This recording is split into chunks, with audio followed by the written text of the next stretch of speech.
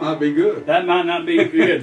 Hey, there we are. There we are. Hey, folks, how you doing? We're waving at us. We're on. Hey, I hope you're ready to have a time and a half tonight, because I am just beside myself, and with joy having my friend Aaron Barker and his lovely wife here on the show with us tonight. Special guest, and I'm going to try to get him to do a lot, and I'll do a little bit, but we'll see how that works out. But we're glad to be here, and I'm excited. Mike, I'm so glad you had me on this great show. Mission Country on the road, and you are on We're on the road, buddy. We are on the road. Yes, we are. What a great place you've got. And you folks just keep coming on. Tish is getting her extra set of arms, and she'll get some names up here, and we'll see who's on. There we are. Here we come. I am just beside myself. All right, there's Sarah, there's Betty Kaufman, Reva Gunther, Chuck Goodrich. How y'all doing? And if you see anybody you recognize, you know, I'm sure you'll have. Well, I might have some get on there. You probably will. Darlene Ashby. Yeah, they're coming on. They're coming on. We got 60 right now. We just hiccuping a little bit. All right, folks, I want y'all to share to all your friends and on your timeline. Let's get some people on here tonight. This show needs to be watched. It needs to. We need about 300 or 400 people on here. And you know, Mike, I'm going to be playing a new song or two tonight, and I'd like to know what they think about it. Well, I tell you what, they'll let you know. I'm glad, because that's what we need. We need people to like it or not like it. Yes, sir. Yes, sir. Well, I guess I'll kick it off and why don't you do get out of the way here. And we're trying to work through a few little technical issues as usual. We've been talking about it till I'm tired of talking about it. So I'm going to sing a song my friend Ernie Rowell wrote. It's called If She Only Knew.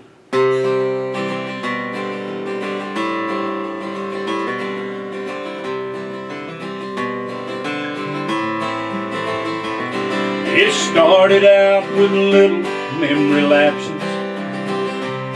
We'd laugh, call it part of growing old.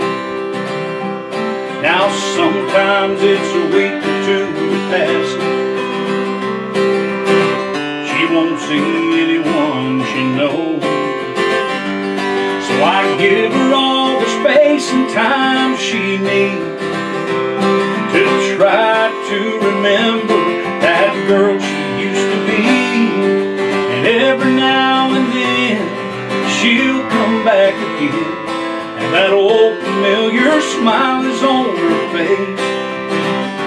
So I'll take her in my arms and hold her till she starts to feel confused. 'Cause I know that's what she'd want me to do, if she only knew.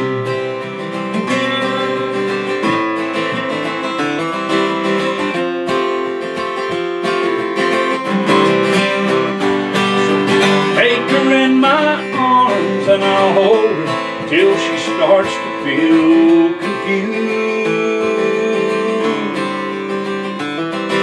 'Cause I know that's what she'd want me to do.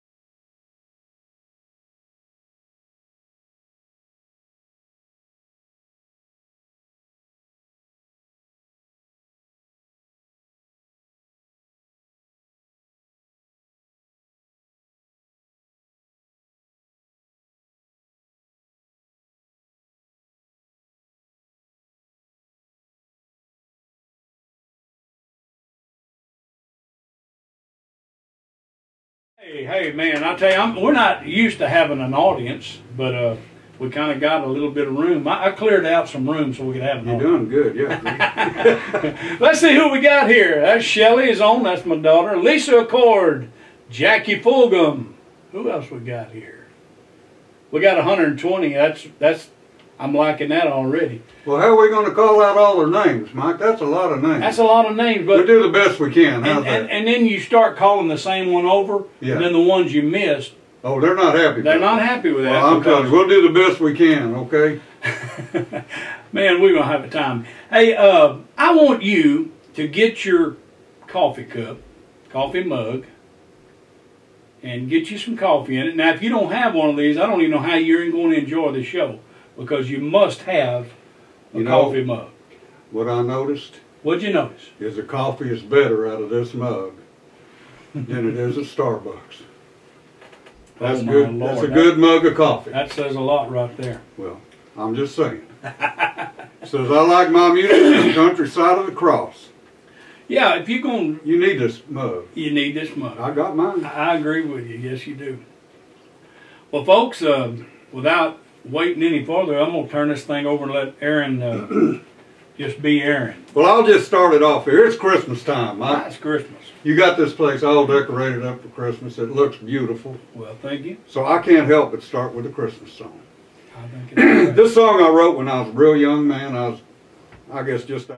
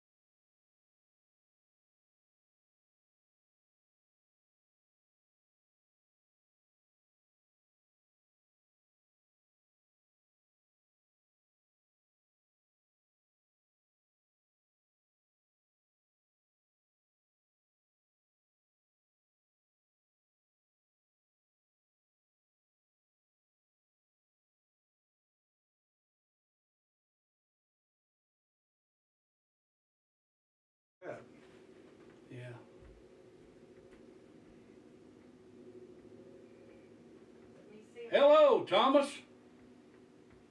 He says no sound. I don't understand, darling, why no sound's coming out. Got it back. You got it back? Yeah. Oh, thank God. All right. Hey, y'all. I'm going to make up for it. Woo-hoo-hoo! We got sound. Hallelujah. There we go. There we go. Well, I'll tell you about Facebook and these social media platforms. They don't have a lot of patience. Things start going awry, and they move on. Do they? Yeah. It's a fast world out there. But Thomas wrote in. He likes your hat. Hello, Thomas. How are you, buddy? Yeah, there's... Can he hear us now? Well, some of them are still saying no sound. Yes. Is it there? There's sound, yes. Okay, we got sound. Anyway, that's a good thing. You know, I know you do these ride-arounds and these special things, and I have told, I don't know who, if it's, maybe it's Tish, but I said if I could just get one, one of those cuts, you know, right, just one of those, and I may not, but I wanted to tell you something that it's kind of like a declaration. It's like your song, Love Without End, Amen.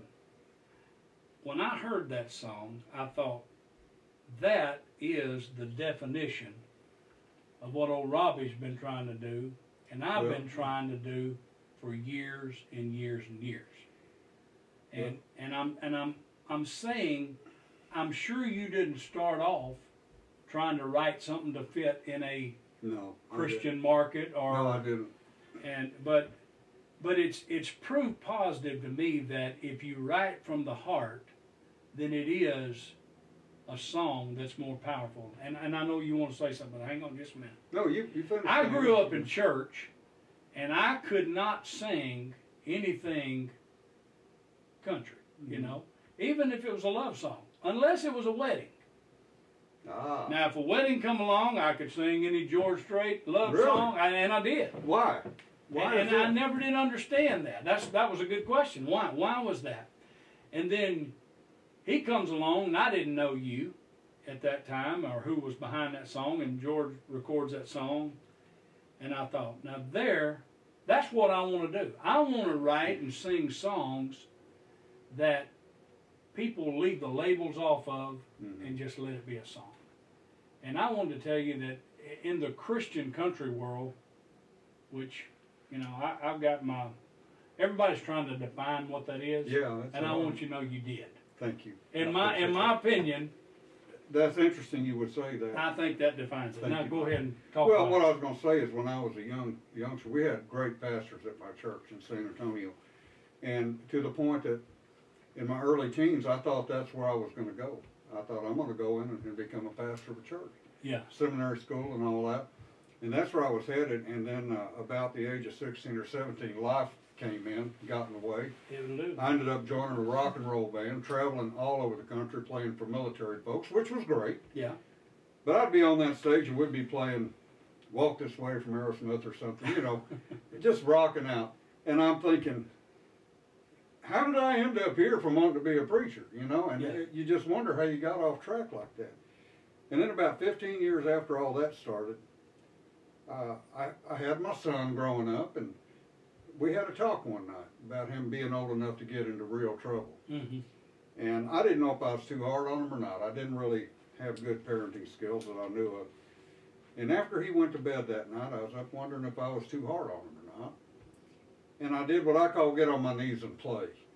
It's somewhere between kind of tinkering on the guitar and praying and talking to God. And, great way to say it. And I started writing this thing about that little episode with my son. And I didn't know how to end it. I didn't have a third verse. Well, that's the night I got the best co-writer a person could ever have. He came right in clear. Yes, and, sir. That song, when George Strait recorded it, reached more people with a great message, as far as I'm concerned, than I ever could have reached from a pulpit. And that's how God works. I mean, he gets in there through this music and spreads it out all over. Yeah, and let me jump in here. This is what I tried to do starting out 25 years ago. Mhm. Because I understood the church thing, I understood all of that, but I was listening to these songs like that come over the radio, and I was thinking, you know, people love this country music audience Mhm. loves real songs. They do. And you know, that 3% that tell you how everything is, Right. Yeah. there's still the other 97 that Yeah. still like real, still like what we call country music. That's right. They do. And that's where I started trying to fit into just being real. And I had a lot. I remember I wrote a song, and it's just an old ballad. I write so many of them, and I wrote it and I sang it and I played it or sang it for some people, some church people. And I never will forget what they said. I just don't know if the brethren will approve of this. And I said, well, I'm glad you said that, because I didn't write it for the brethren. I wrote it for people who need to know that there's some people that really care Yeah. about where they're at, and they don't come to them with judgment and condemnation. Right. And when I learned that you could do that in a song, Mhm. I could do it so much better You can. than And I could talk it a through. lot of writing in that direction is listening. And not trying so hard to say something, but to listen. Would you do that song? I will. I'll be happy to. I mean, this, put it down. Old Mike Manuel said, "This is your Christian country standard." And you know what's brother. amazing? It does have a Christian message. It is. And it was rated by Billboard magazine a couple years ago as the number one George Strait song. Y'all hear that? The number one of all the number one George Strait They songs. rated all 60 of his number ones, and of all things. That's why I believe it. That's how it works, man. You just quiet yourself down, listening right from your heart. I got sent home from school one day with a shiner on my eye. Fighting was against the rules, and it didn't matter what. And when Dad got home, I told that story just like I'd rehearsed. Then stood there on those trembling knees, waiting for the words.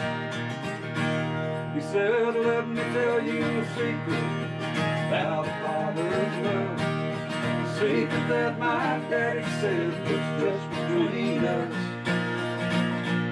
He said, daddies don't just love their children every now and then. It's a love without even baby. Oh, come on, Eric. It's a love without even baby. Now when I became a father in the spring of '81, there was no doubt that stubborn boy was just like my father's son. And when I thought my patience had been tested to the end, I took my daddy's secret, passed it on to him. I said, let me tell you a secret about a father's love. A secret that my daddy said was just between us. He said, daddies don't just love their children every now and then. It's a love without end, baby. It's a love without end, baby.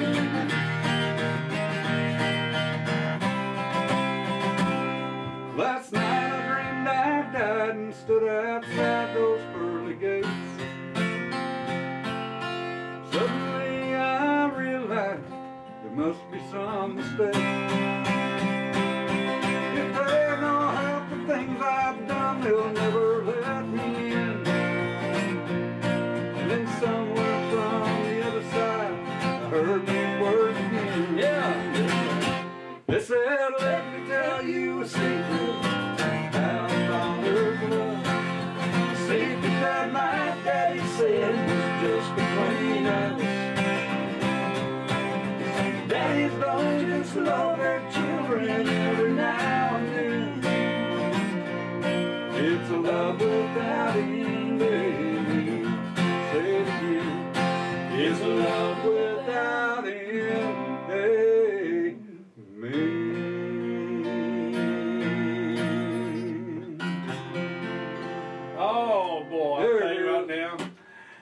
Thank you for telling me that story about Oh man, that touched my heart, and I appreciate you saying I remember when I was singing that song, the first time I was practicing in church. My dad and I pastored a church together. Oh, okay, yeah. And in Texas, in New Waverly, Texas, about 10 miles from Huntsville. In case things got out of hand, I'd be close. Ah, You know about yeah, our- you're real close to. Yeah, I know But, what you're close to. He was just, I kept watching his reaction, Uh-huh. you know, because that's a father-son song. It is. And I kept watching his reaction, and he never gave me too much of a reaction. And I always valued his opinion and Sure. still do. Now, Dad had a stroke here a few years ago, and the thing that he lost and didn't get back is the ability to worry about stuff. Oh, really? I remember here he got past that stroke, and he got to where he could talk again, and he was doing good, and I had some life-changing things I needed to discuss with him. Mm-hmm. And I'd lay it all out there like I did before, and he'd say, "Well, son, just talk to the Lord. He'll tell you what to do." They tell you to listen. You gotta listen. He would, and I learned that he wasn't going to give me. No, he's not. But back when he did give me some advice, Uh-huh. we were pastoring at church, and I felt a strong urge that I need to move to Nashville.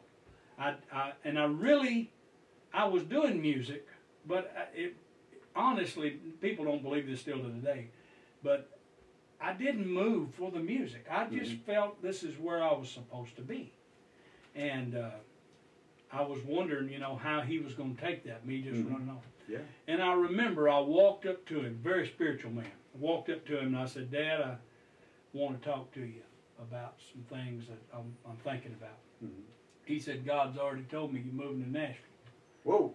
I said, "You sure made that easy." Yeah. know? And he says, "I think you ought to do it." Really? And I thought that he would, this was before his stroke and heart attack. Yeah, and I was stuff. going to ask. And I didn't know, you know, I was just blown away. I didn't know what to say. And Wow. I thought he would, I would get up here and get settled and he'd be up here with me. That's what I thought. Yeah. Well, it took him a while and he finally got here. He lives in Columbia now. Mm-hmm. Really? 81 years old and Wow. still doing good. I got to get him up here. I got to get him You up should here. get him up here. And I got to go get him because they're getting too old to drive safely. I don't live too far from Columbia. I'm about halfway down there. I You know. can stop off and have a cup of coffee. I'm telling you right now, that coffee is pretty good. I'm It's about good in this mug, and I'll have one for you. Hey folks, we got 130. I seen it jump up to about 147 there one time. I better talk to them. Aren't you guys enjoying our friend Aaron here tonight? I'm telling you, I have lived with the songs that he has written that were coming through George Strait all those years, never knowing who he was. And I think I told you this at one of those songwriter things where we met, Mm-hmm. that I was raised. I was raised on your song. Oh, that's great. You know, I love hearing and- that now. And it's and I tell people on this show all the time, I'm not churchy. Mm-hmm. Now that don't mean I won't quote you a scripture and Right. tell you something that I think helped me, and maybe you'll consider it helping you. But we don't judge and condemn people. That's one thing that if you get on this here and start judging and condemning people, you'll find that your button don't work no more for this show. That's Because right. we don't put up with that. Well, that's what I like about the song "Love Without End." Amen. It's not preachy. Mm-mm. It just gives you a suggestion that God loves you all the time. That's all. Take it or leave it. And you know what? God, now I'm going to do this. Here he goes. Here he goes. God went to a lot of trouble to take up the slack where he knew we weren't no good at. That's right. And you say, well, why would he do that? Well, he made us in his image and likeness, and so he already knows everything about us. Yeah, So- it's kind of scary, isn't it? If you already know everything, there's no surprises. That's right. Okay? God is never surprising. And so those kind of songs right there do more ministering Thank you. than all of those other ones put together. I'm telling you, I've sing them, and every once in a while we'll do some old hymns here. Tish, I'm going to tell y'all a secret. Tish don't really care for the hymns too much. She don't like the old-fashioned stuff. She likes what we're doing right here. Okay. But every once in a while, because there's so many memories wrapped around hymns, we'll do them. And that's okay. But the reason I don't sing a lot of hymns is because I've outgrown what they say. Okay. People were raised in a very hard time, a lot of people, and it's just like the old bluegrass stuff and the old blues and all of that. I mean, it was gut, just what they felt and what they lived. But things have changed. They have. Language has changed. How we use language has changed. It is, and so, you know, well, we're talking here. We're talking and you ought to be singing. Somebody ought to sing. I think it ought to be you. Hey, folks, are y'all sharing? Look at it, we got 144. Well, let's see here. Let me back this thing down a little bit. I threatened to go get guitar lessons, but I never went that far. You know what Chet used to say? If you ask him if he took Chet Atkins, say, did you take lessons? He'd go, not enough to hurt my playing. So I'm a student of that. This song right here, and I tell them all the time, but and I haven't told you, but it has now between 45 and 50 million social media views. Good grief. And somebody says, how does it feel? I said, I never had a million of anything. It feels great. Now, if we could get Facebook to give us a dime for every one of them, that'd be great. Yeah. But I tell you what it's done. It's generated thousands, and I mean tens of thousands of comments. That's great. That I've read where people pour their heart out. So I have to do it, and I love to do it. Well, good morning, Jesus. Yes, it's me again. But I didn't call this time to get forgiveness for all those sins. I called to talk to Mom. Oh, and I know she's there with you. So if there's a phone up in heaven, then Jesus put me through and give me one more chance to tell her that I love her. Oh, let me hear her sweet voice just one more time.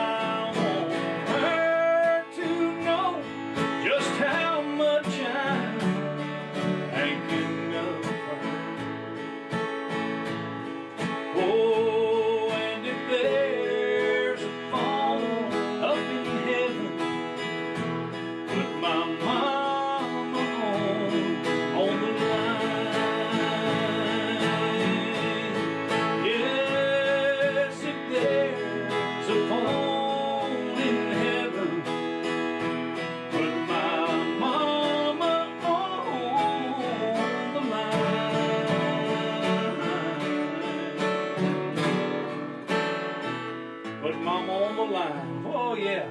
Well, I love that song. You know, I was going to write that song. You've heard that before. Yeah, yeah. But Bobby Reed beat me to it. I sure am glad he let me record. Well, you sure do a fine job of it. You're doing it justice. Well, it didn't do much till I recorded it, so I hang my hat on that part of it. You're just getting started. You got an audience here. They're going to tell you different. Oh, 152 people here. Come on, Well, folks. that's good, man. That's wonderful. Thank you so much. Alice, Marjorie, let me see if there's anybody. Angela Cagle. Yeah, Liz Johnson, Tim Henderson. All these people are so wonderful to come on here night after night. You know, we do this on the average of 5 or 6 times a week. Is that right? And I think we're going to back off a little bit. Mm-hmm. I think they're getting too used to it. You know. You think so? Maybe absence make the heart grow fonder and come on. I've heard that. You know, I don't even wake up 5 or 6 times a week. You know what I'm saying? But the problem is, I love to do it so much, it's hard to keep me out of here. See, I think you need as much as they do, maybe. Well, do us something. I will, and let's see what I was going to do here. A little Christmas song that has not been recorded, Okay. but I have some friends out there I think are listening up in Utah. Yeah. A fellow named Jeff Wolf. Okay. He is a graphic artist. He does sculptures, Southwest, Indians, cowboys, horses. Yeah. Beautiful work. Just stuff that I admire because I can't draw anything or sculpt anything. I kind of paint my pictures with words, you know. You do a fine job. Jeff is an incredible artist. And many years ago, we were out in Colorado doing a fundraiser, and Jeff was there to do an exhibition for it, and I was there to perform. And we got to be good buddies. And he had his little daughter, his little 4-year-old daughter, Madison, with him. And Maddie's now grown up, married, and got her own family going and stuff. But back then, the big night of the big celebration, this fundraiser was a week long, and every night a different corporate sponsor would sponsor the big finale thing at the end of the night. And this night was sponsored by Coca-Cola on this particular night. And the folks from Coca-Cola were inside that ballroom decorating all day long, putting in centerpieces on all the tables. And the centerpiece consisted of a lot of decorations, but the focal point was the Coca-Cola polar bear. Okay. With the little Coke bottle. And they Yeah. put those on all the tables, and then on either side of this big stage, they had the big giant polar bear. And I watched little Madison, because she was in there looking at this. She's looking at those polar bears. And she's thinking, I want me one of them. I'd like to have one of them little polar bears. The big ones, actually. Mm-hmm. And so she started helping the people set everything up, thinking they would give her one if she helped hard enough. Little 4-year-old. Yeah. And she just in there working all day long. And I watched her. And my wife, Teresa, went around and made sure that she was going to get one later on. But Madison did not know this. She didn't know she was going to get one. She's still helping. But I watched her, and watching her want that polar bear like that, and she did get one, is what inspired this song. Oh, that's so cool. this goes out to Madison and Jeff. Thank you for sharing your girls with us. They're such beautiful young ladies, grown up now, and sharing your fine art with us. Goes like this. She was only 4 years old on that Foster Christmas Eve. She said, Dad, we don't have any presents underneath our tree. And it broke my heart to tell her we just couldn't afford that stuff. She said, that's all right, Daddy, 'cause the only thing I want is a great big Coca-Cola polar bear and a red bandana for the polar bear to wear. She said, just go up to the North Pole, Dad. You know they live up there. Bring me back a great big Coca-Cola polar bear.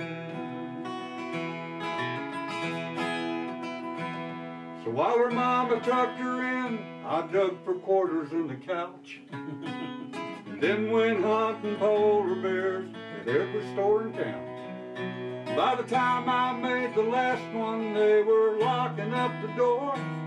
But that nice man said, just tell me what it is you're looking for. I said, a great big Coca-Cola polar bear, but I can't seem to find one anywhere. said, just go up to the North Pole, son. You know they live up there. That's the only place you'll find a Coca-Cola polar bear. So I went home empty-handed. There ain't no polar bears around here. My wife said things will work out fine, but I fell asleep in tears. At 6 a.m. that 4-year-old woke up her mom and me. Said, come see what Santa left beneath our Christmas tree. Was a great big Coca-Cola polar bear with a red bandana and a note sitting by the chair. It said, this one's from the North Pole, so be sure you take good care. Merry Christmas, here's your great big Coca-Cola polar bear. I looked out the window at the snow. Guess what I saw there? Those tracks weren't left by reindeer. They look more like polar bears. Yeah, yes sir, yes sir. Oh boy, there's so many things I want to talk about, and there's no way we can. I know we don't have time to cover all the lives. Maybe you'll invite me back sometime, because I can talk now. I tell you, you got an open ticket here just in the time. I appreciate you letting me on your show, Mike. Well, I'm just glad that there's people out there that want to hear good music. Well, you're finding them, and I think that's great. These are people that are searching for just good, honest, earthy music. There's so much. It's almost sterile out there. It's so everything is so hot rod and perfect and smooth. Yeah. It's good to have that. I used to listen to records back in the '60s because of the little flaws in them. Yeah. You know, there was something, maybe a background singer to say something. I love the human element in music, and this brings it out really good. Well, this is the raw stuff here. It is about as raw as it gets. I think a guitar and a guy. But no, I've enjoyed. You know, I've learned. I've studied you more probably than you realize. That's I didn't go that deep though. Don't worry about it. I'm glad, because that didn't even come out. I didn't do no background check or nothing. Well, you live close to Huntsville enough to. Oh, but anyway, you know, you told me an interesting story about the Bluebell people that you had got to be friends with. Right. And I remember being in Texas, still living in Texas, hearing the song. Had no idea you were singing it. Had no idea you had written it. I did. And you know, we lived in Texas, and then I was born in Houston, so I'm a Texan. You know, and so we moved when we moved to Tennessee in '95. About this time, 1995, when I moved around Christmas. to Tennessee. And so I moved up here, and the first thing that I realized is they didn't have Bluebell. I know that was hurtful. And it was tragic. It was absolutely tragic. Now my wife was raised on Mayfield, and she loved it. I love Mayfield ice cream. Well, Mayfield's good ice cream. It's good ice cream.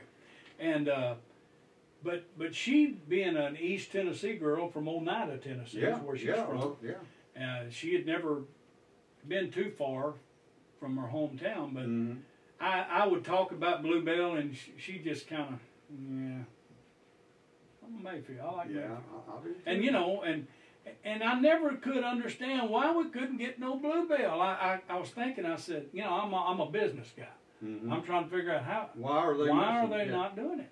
And then you told me the story of how it was simply an honor system. Between the families. Between the Mayfield family and the Cruzy family.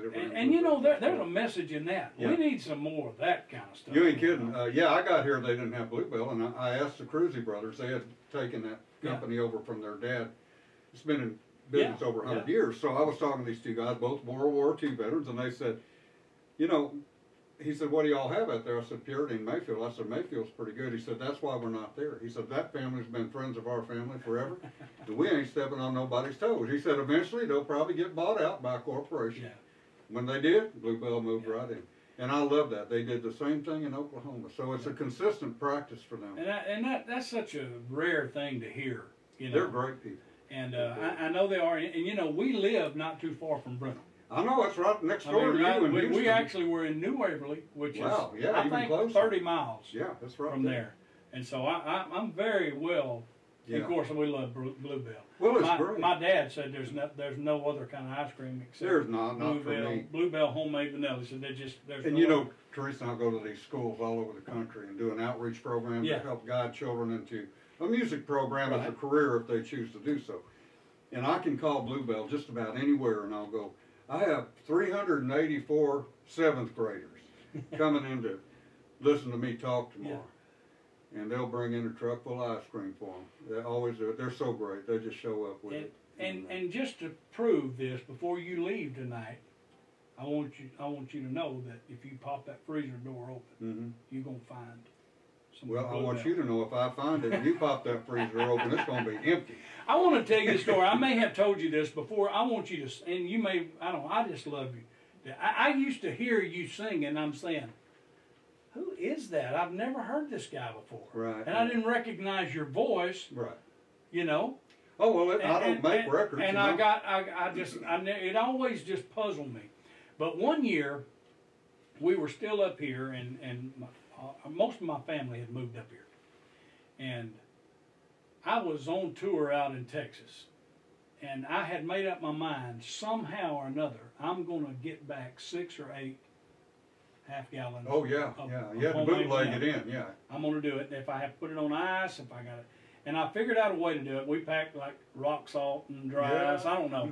But I brought that back and snuck it into Mama's freezer. Ooh, and when it Christmas Day, or Christmas come, I pulled out those Bluebells and gave one to each family.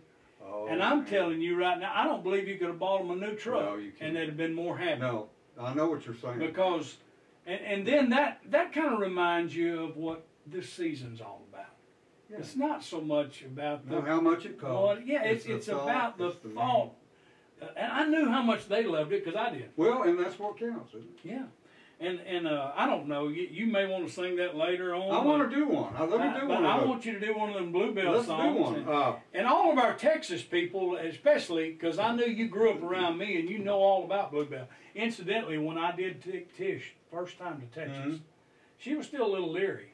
Oh, really? And I went down to McLean's supermarket in Shepherd, Texas, and bought her a half. Is it a half a gallon? It's still a half gallon. Half gallon, yeah. It's still a half and gallon. we brought that back to my Aunt Peggy and Uncle Bruce's farm, and I set her down in front of that, and she started eating that, and it was almost like she almost got upset with me that had been hidden from her all her life. Well, see, you shouldn't have done that. But you didn't. But you did everything she you just could. ate, and she said, "Oh my It's God, good. It is good ice cream. It is." So I want you to do it. I've talked enough. No, well, you know what I'm going to do? We this may have to take a Bluebell break. I've done it. Yeah, we're going to have to now. You know where it is, Teresa. Go sneak that It's out of in the street. there. I've done several of them over the Yes. years. About every 4 years, they call and ask me to work on a new one. And with a little luck, I'll get it on the radio. But I did one several years ago that I worked extremely hard on. It has quite a bit of imagery in it. And I wanted you to know this imagery all came from the family farm we have down in Seguin, Texas, which is just, it's west of where you grew up. And that's where my granddaddy bought this farm back in the 30s. And all this imagery came from that story. I remember our old country home, clean fresh air and flowers growing in the field, along the path beside our swimming hole. Mama hollering through the screen, would you kids like some homemade ice cream? That was such a simpler time and place. Bluebell tastes just like the good old days. Yeah, I love that one. I know I heard it so many times. They played a lot. I told George that, so I'm getting more airplay than you are, buddy. But those of you that are not familiar with Bluebell ice cream, keep your eyes and ears and mouths open. Yeah. It's on its way. It's coming. It's good stuff. You got one? Well, I want to know what are we going to do to get Whataburger up here? You know, we need to talk about it. They need to do it. They were here in the 80s.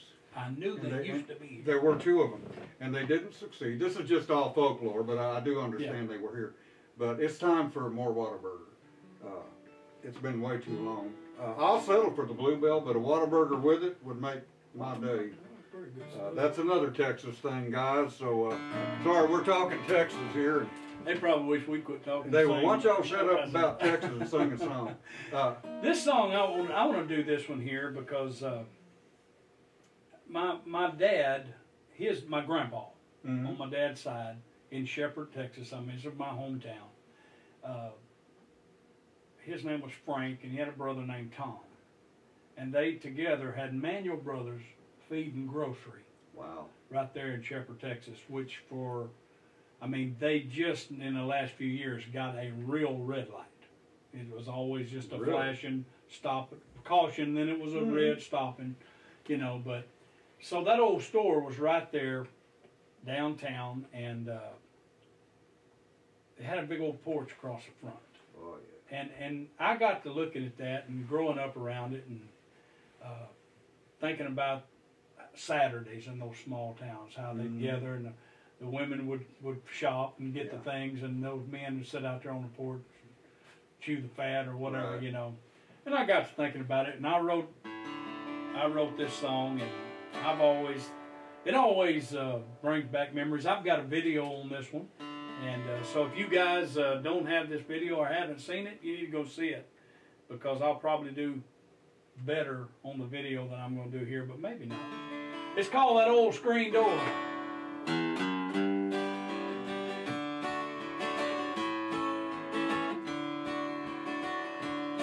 Those hinges must have been the very best that you could buy.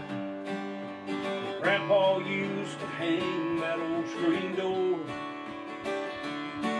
which did a whole lot more than just keep the flies outside. It was a billboard, that old country store, and I sure did learn a lot out on that front porch, from the wisdom of the old men gathered there.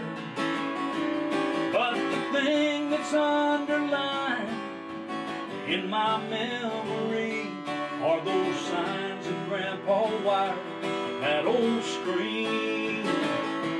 There was my first love, the Sunbeam girl, smiling by a loaf of bread, and the Marlboro man said so proud, Lord, by now he's probably dead. Dr. Pepper promised comfort at 10, 2, and 4, back when life was simple, just like that old screen door.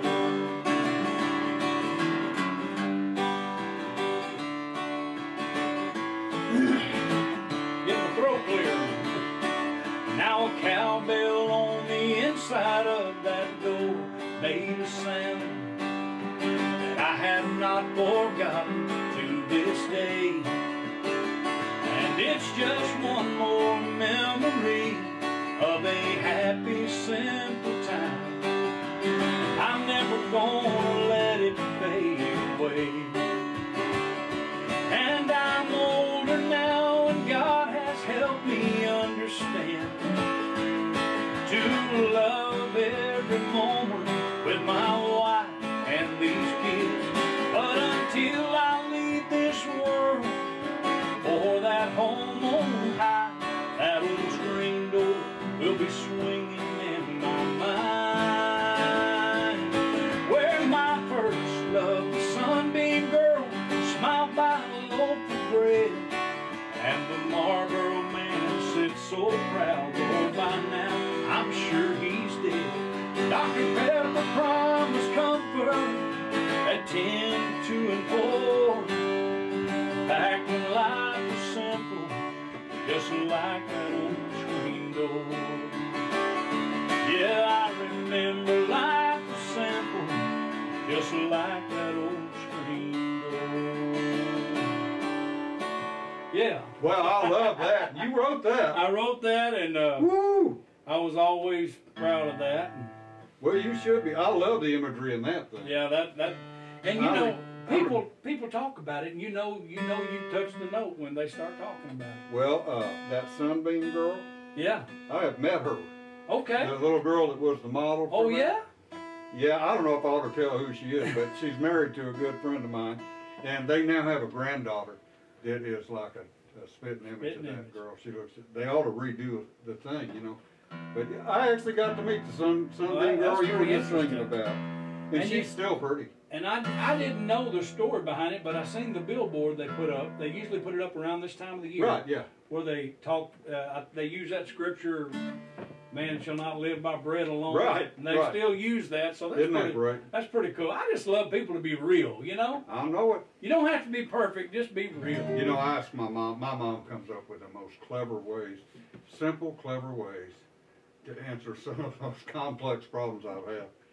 But I asked her one time, I said, when in the world did this breaking down of society begin? You know, I mean, I thought about it for months. I'm going, you know, years even, just going, what happened?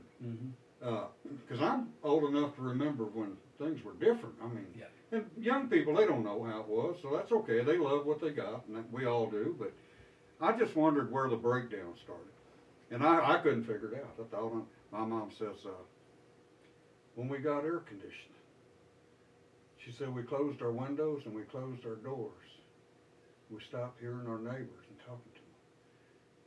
That's pretty clever. That's a simple answer. She later on said, well, then we got a dryer for the house. We didn't hang our clothes out. And then she said, finally, we got a TV and we didn't even go outside anymore. Oh, boy. 3 steps, wow. all over. Wow. And not to blame anything. That's just how things progress. But I know when I was a kid, if I fell over on my bicycle, 3 mothers would be out there with Band-Aids and Mercurochrome, and they'd be fixing you up. I believe a kid could lay there for about 3 weeks now before anybody checked for a pulse.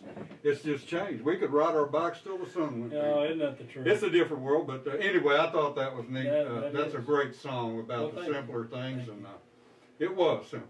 It was. I miss it, but our music hasn't changed a lot. That's pretty good. No. Still telling great stories. I love it. Hey, I'll always do story songs.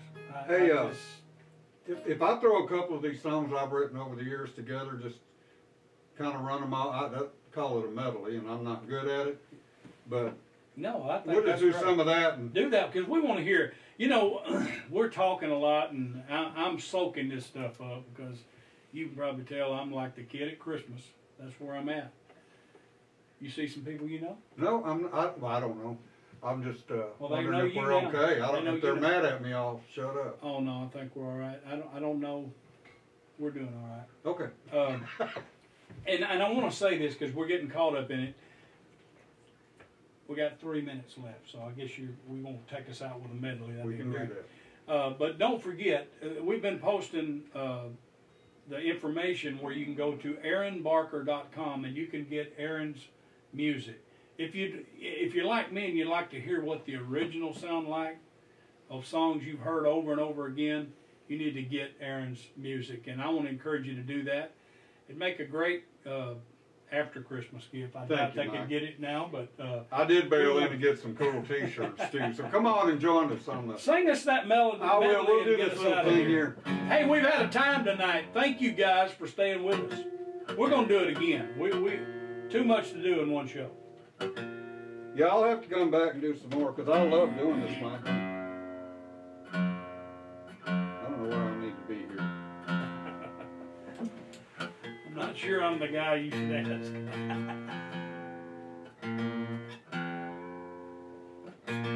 There it is. That's right? Yeah, it's close enough. All right. We'll start with, let's see here.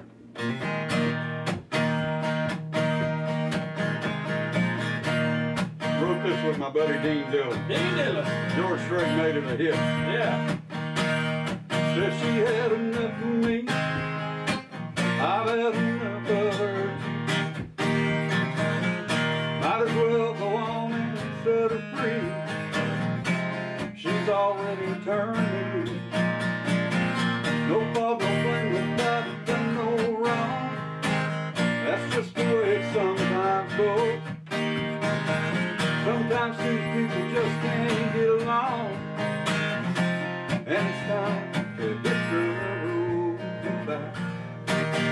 Farewell, so long, bye, son, here's good luck.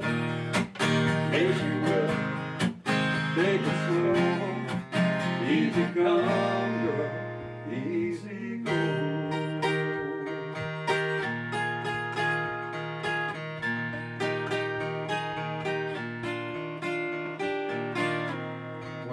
songs I ever wrote. Shoot.